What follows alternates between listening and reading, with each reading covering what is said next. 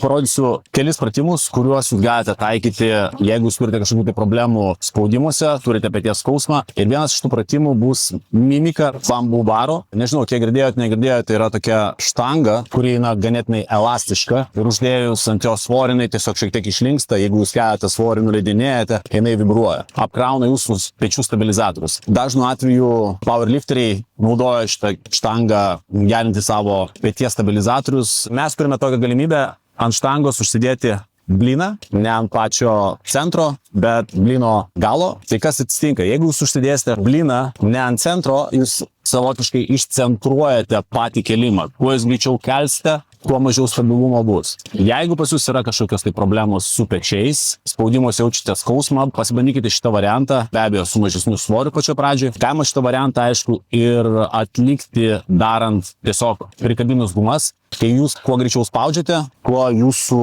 štanga labiau juda, daugiau dirba jūsų peties stabilizatoriai, ne tik jėga. Pasiėmam štangą su kontrole. Nuleidžiu, pakeliu, kuo aš greičiau kelsiu, tuo jinai labiau plaukia. Tai yra puikus variantas jūsų pečių stabilizatoriams, jeigu jūs norite juos stiprinti, gerinti savo spaudimą. Kuo greičiau spaudžiate, tuo labiau jinai juda. Jūsų tikslas iš tikrųjų yra kontrolė. Kuo daugiau kontrolės, tuo geriau. Ir šitą pratimą jūs galite sujungti su kitų pratimų, kuris gerins jūsų pečių stabilumą. Užimam šoninės lentos poziciją.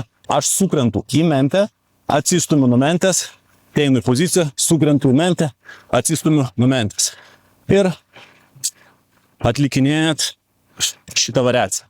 Tai būtinai pasibandykite šitos variantus, ypatingai jeigu jūs norite ar padidinti ir pagerinti savo spaudimą, ar turite kažkokių tai problemų darant spaudimą su štanga paprastai.